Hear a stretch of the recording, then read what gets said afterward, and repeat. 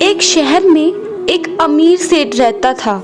उसके पास बहुत पैसा था, अनेक फैक्ट्रियों का मालिक था। एक शाम अचानक उसे बहुत बेचैनी होने लगी। उसने डॉक्टर को बुलाया और अपनी जांच करवाई, पर कुछ भी नहीं निकला। उसकी बेचैनी बढ़ती गई और उसे समझ नहीं आ रहा था कि उसके साथ क्या हो रहा है। रात हुई, नींद की गोलियां भी खा ली, पर नींद आने को तैयार ही नहीं थी और ना ही उसकी बेचैनी कम हो रही थी। वह रात को उठकर 3 बजे घर के बगीचे में घूमने लगा और घूमते घूमते उसे लगा कि बाहर थोड़ा सुकून है, इसलिए बाहर सड़क पर पैदल निकल पड़ा। चलते चलते हजारों विचार मन में चल रहे थे और वह घर से बहुत दूर निकल आया था और थकान की वजह से वह एक बेंच पर बैठ गया। उसे बहुत शांति मिल रही थी। इतने में वहाँ एक कुत्ता आया और उसकी चप्पल उठाकर ले गया। सेठ ने उसे देखा तो वह दूसरी चप्पल उठाकर उस कुत्ते के पीछे भागा। कुत्ता पास के ही एक झोपड़ी में घुस गया। सेठ भी उसके पीछे था। सेठ को करीब आता देख कुत्ते ने चप्पल को छोड़ दी और वहां से चला गया। सेठ ने गहरी सांस ली और अपनी चप्पल पहनने लगा। इतने में उसे किसी की रोने की आवाज सुनाई दी। वह और करीब गया तो उसे एक झोपड़ी में से किसी की आवाज आ रही थी।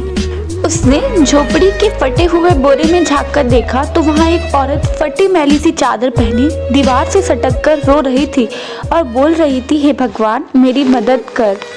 सेठ के मन में आया कि यहाँ से चला जाऊं, कहीं लोग उसे गलत ना समझ ले। सेठ थोड़ा आगे बढ़ा तो उसके दिल में ख्याल आया कि आखिर वह औरत रो क्यों रही थी, उसको तकलीफ क्या है।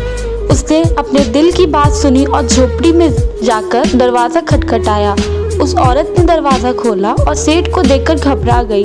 तो सेठ ने हाथ जोड़कर कहा, घबराओ मत, मुझे तो सिर्फ यह जानना है कि तुम रो क्यों रही हो। औरत की आंखों में से आंसू टपकने लगे और उसने पास ही एक छोटे से बिस्तर में लिपटी हुई उसकी 7 साल की बच्ची की ओर इशारा किया और रोते रोते कहने लगी, मेरी बच्ची बहुत बीमार है, उसके इलाज के लिए बहुत खर्चा लगेगा और मैं तो घरों में जाकर झाड़ू पोछा लगाती हूँ, जैसे तैसे हमारा पेट पालती हूँ, मैं कैसे इसका इलाज करवा पाऊंगी। सेठ ने कहा, तो किसी से मांग लो। इस पर औरत बोली, मैंने सबसे मांग कर देख लिया, खर्चा बहुत है, कोई देने को तैयार ही नहीं है।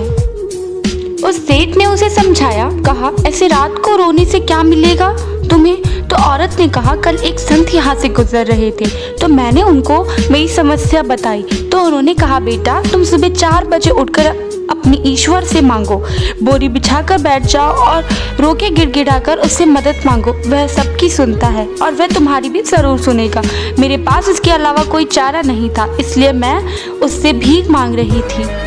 यह सब सुनने के बाद सेठ का दिल पिघल गया और उसने तुरंत फोन लगाया और एम्बुलेंस बुलाई और उस 7 साल की छोटी बच्ची को हॉस्पिटल में एडमिट करवा दिया। डॉक्टर ने 1.5 लाख का खर्चा बताया।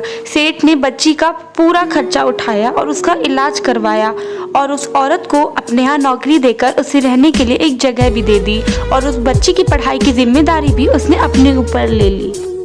वैसे दयालु तो था पर नास्तिक था। उसके मन में सैकड़ों सवाल चल रहे थे क्योंकि उसकी बेचैनी तो उस वक्त ही खत्म हो गई थी जब उसने एम्बुलेंस को बुलाया था। वह यह सोच रहा था कि ऐसी कौन सी ताकत है जो मुझे वहां तक खींच ले गई, क्या यही ईश्वर है? और यदि यह ईश्वर है तो सारा संसार आपस में धर्म जात पात के लिए क्यों लड़ रहा है? क्योंकि न मैंने उस औरत की जात पूछी और न ईश्वर ने जात पात देखी, बस ईश्वर ने तो उसका दर्द देखा और मुझे इतना घुमाकर उसके पास पहुंचा दिया। अब सेठ समझ चुका था कि कर्म के साथ सेवा भी बहुत जरूरी है क्योंकि इतना सुकून उसे जिंदगी में पहले कभी नहीं मिला था।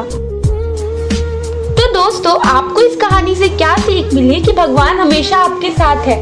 आपको कभी भी ऐसा लगता है कि वो हमारी नहीं सुनता, लेकिन भगवान हमारी जरूर सुनते हैं, वक्त आने पर हमारी मदद जरूर करते हैं। भगवान पर हमेशा भरोसा रखें, वो कभी आपके साथ कुछ भी गलत नहीं करेंगे। और जो लोग दूसरों की मदद करते हैं उनकी मदद भगवान करते हैं।